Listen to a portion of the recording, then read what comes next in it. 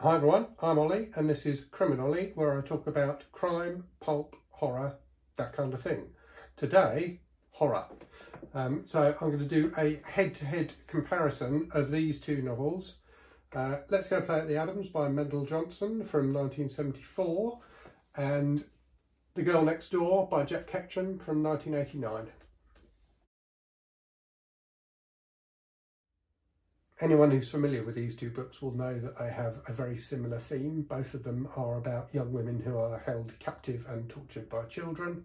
Both are very distressing as a result. So, you know, definitely trigger warnings for both books and potentially for this video as well. So if this sounds like something you don't want to hear about, you might want to switch off now. The Girl Next Door certainly is based on a real life case, the case of a young woman called Sylvia Likens, who was tortured and murdered by her caregiver and a number of local children in the States in the 1960s.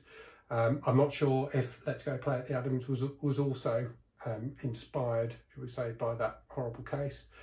Some people certainly think it was, and there are some similarities, although there are a lot of differences as well. The key difference really between the two books, aside from some differences in plot, which I will talk about, is that they have a very different prose style and I think a very different focus. And I think that gives them very different impacts. And certainly for me, Let's Go Play at the Adams has much more of an emotional impact than The Girl Next Door. And I'll talk a bit more about why that is later in the video. So let me talk about the storylines of the two books. So Let's Go Play at the Adams, contemporary setting, so set in the 70s when it was written, and is about a young woman, Barbara, who's in her early 20s, who is hired as a babysitter by a family called Adams because the parents are going away for a short trip. So she is left to look after their two children, Bobby and Cindy. Bobby is 12, I think, and Cindy is a bit younger, kind of 7 or 8.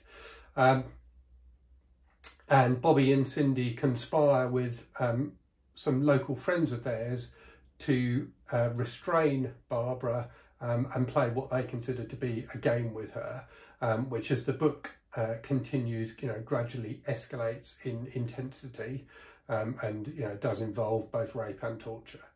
Girl Next Door, on the other hand, is about two sisters who are their parents are killed and they are sent to be raised by their aunt, and their aunt encourages, so their aunt abuses the girls and also encourages her children and other local children to do the same, particularly to the elder of the two sisters, who's called Meg. Let's Go Play at the Adams is told in the third person. And has, I have to say, and I'll talk about this a bit more, but has a very present narrator, so an unusually present narrator, I would have said, for a third person narrator. The Girl Next Door is told in the first person, so it's told from the perspective of a guy called David, who is one of the local children who gets involved in the torture of Meg and her sister. And it's told by him as an adult, so him as an adult looking back on the events of his childhood. What I wanted to do now was read the opening passages of the two books, because I think they give you a really good flavour of the differences in style without spoiling anything. So let me start with Let's Go Play at the Adams, and I'll just read you the first paragraph of that. On the keyboard of a piano, in this case it is an upright, are two neatly positioned pairs of hands. To the right is the pair at C above middle C, which may be fairly said to be the hands of a girl. They are terribly slender. Only girls, only the young, have hands like that, and they are firm and strong and tanned. There is a decorative ring on the right hand, but nothing on the left. The girl is not yet engaged or married. The hands are spread into a C major chord and waiting. They begin. So that's the beginning of Let's Go Play at the Adams. This is the beginning of The Girl Next Door. You think you know about pain? Talk to my second wife, she does, or she thinks she does. She says that once when she was 19 or 20, she got between a couple of cats fighting, her own cat and a neighbour's, and one of them went at her, climbed her like a tree, tore gashes out of her thighs and breasts and belly that you can still see today. scared her so badly she fell back against her mother's turn-of-the-century Husia, breaking her best ceramic pie plate and scraping 6 inches of skin off her ribs, while the cat made its way back down her again, all tooth and claw and spitting fury. 36 stitches, I think she said she got, and a fever that lasted days. My second wife says that's pain. She doesn't know shit, that woman. So, massively different style there. So, you know, that the Ketchum book, angry and violent and blunt right from the start. Mendel Johnson's book, much more subtle, much more almost, you know, kind of whimsical, I suppose, in its depiction of, you know, this young woman playing the piano. So quite kind of sensitive, and it you know, particularly knowing what then happens to that character in the book. It's, you know, quite a bittersweet moment, and you know, it certainly evokes feelings of sadness and sorrow right from the start. So I think for me that, you know, those opening passages really epitomise the differences between the two books. So moving on to what happens next, and you know, I'm not going to get into details because I don't want to spoil the stories, but I would very much like to talk about the, you know, the style and the mood and the themes of the books. So Girl Next Door, you know, as you've seen from the opening passage, you know, to me feels a lot like a crime novel. It's got that kind of hard-boiled style to it, and it's much more unforgiving in its depiction of violence. So there is much more violence in The Girl Next Door. It's an incredibly horrible and grueling book to read, and when there is violence, which there's a lot of, it's much more graphic. It's, you know, it's really quite something, and it's you know, a book that has earned the reputation of one of those books that people almost dare each other to read because it's that horrific. But as I've said, you know, for me it lacks an emotional impact, and I think part of the reason for that is that the emphasis of the book is very much on David as a character. So, you know, as the narrator, he is front and centre, and whilst you know, you do as a reader certainly feel sadness and sympathy for Meg, David asks you to feel sympathy for him as well, which I think it's an interesting take on the story. I can certainly see why Ketchum took that approach, but it's you know, whilst you do feel sympathy for David, and indeed for the other children as well, who are, you know, manipulated and you know, in a way psychologically abused by Meg's aunt. It's hard to feel as much sympathy. You know, you don't feel like you should be feeling as much sympathy for him as you do for Meg, but you don't get so much of an opportunity to feel sympathy for Meg, as everything is filtered through David's eyes.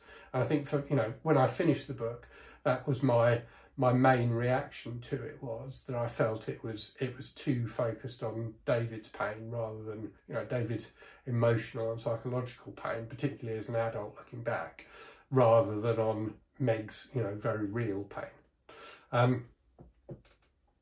Let's Go Play at the Adams, on the other hand, focuses much more on Barbara as a character. So you do get sections that are written from the perspectives of the children, but a lot of it is written from Barbara's perspective, and a lot of it is Barbara reflecting really on what's happening to her. So as I said, Girl Next Door is much more violent. There is violence in Let's Go Play at the Adams, and particularly towards the end there's some really horrific stuff, but it is, you know, the build up is much slower and more subtle, and both books have that sense of, you know, how much worse is it going to get. So both the books do that kind of gradual ramping up really well, but The Girl Next Door gets to a horrific level much more quickly. A lot of Let's Go Play at the Adams is more, you know, kind of the threat of violence rather than actual violence.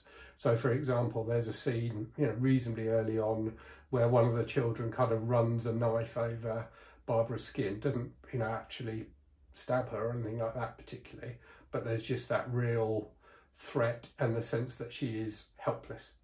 And it's interesting that there are moments in Let's Go Play at the Adams where Barbara actually reflects on her situation and on the fact that actually it's not that bad. You know, she actually thinks that at times, that the things that have happened to her are things that she can get through. Whereas, you know, you never get that sense in The Girl Next Door. So you get far more insight into Barbara's character, and you know, you build a much more emotional connection with her as a reader, or certainly I did, which makes, you know, the book as a whole, I think, a lot more impactful than The Girl Next Door.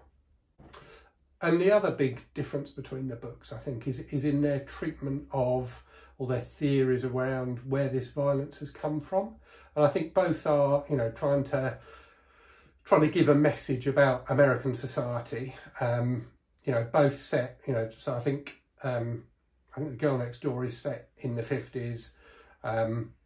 Let's Go Play at the Adams set in the 70s, so not that far apart.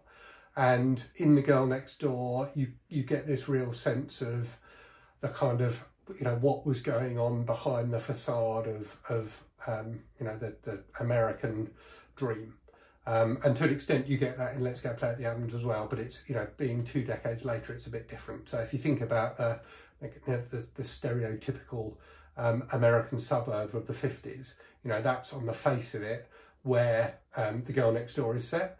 But obviously, you know, terrible things are going on behind closed doors. And I think that's, you know, part of the message of the book is that America might look great on the outside, but, you know, on the inside, it isn't necessarily great.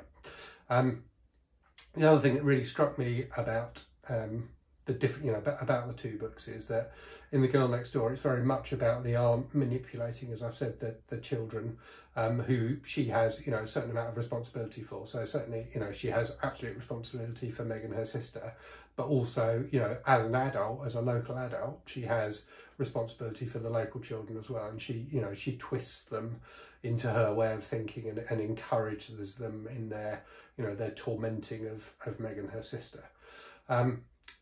Which is, you know, which is a bleak and horrible thing.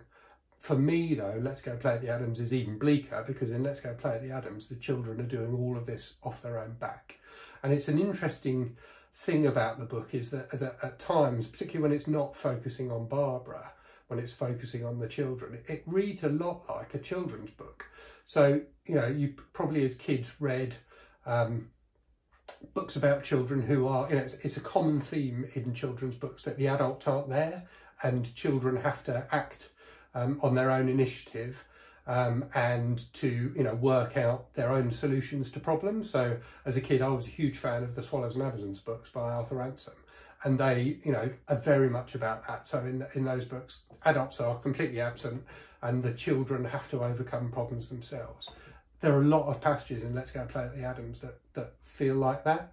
So the children are, you know, they've started this process. They've kicked things off. They've kidnapped Barbara and they've started, you know, torturing her and mistreating her.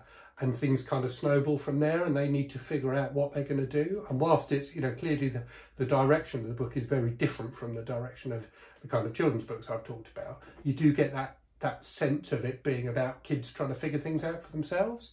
They refer to what they're doing to Barbara as game, and it's a game they've played with each other in the past. So they have inflicted pain on each other and tied each other up and things like that in the past. And you're told as a reader that these are things they've learned. So these are things that they've learned from television and the newspapers and things like that. This is what they think adults do. So their perception of American society and the American way of life as filtered through the media is that it's about winners and losers. And I think, you know, for me, this sounds kind of too political and theoretical maybe, but for me, Let's Go Play at the Adams is a book about the impact of capitalism on society. So, you know, the kids in it absolutely believe that in every interaction, in every human interaction, there's a winner and a loser, and they want to be the winners. And in order to prove to themselves that they can be winners, they've kidnapped this adult, and they are, you know, doing whatever the hell they want to this adult so that they can feel like winners. And the fact that they're doing it off their own back with no adult intervention, I think is, you know, is even more chilling than the horrible events in The Girl Next Door. So two books with a very similar theme at their core. but quite different styles and approaches. If you've read either of them, or indeed both of them, do let me know what you think in the comments. Hope you've enjoyed the video and look forward to speaking to you again soon. Cheerio.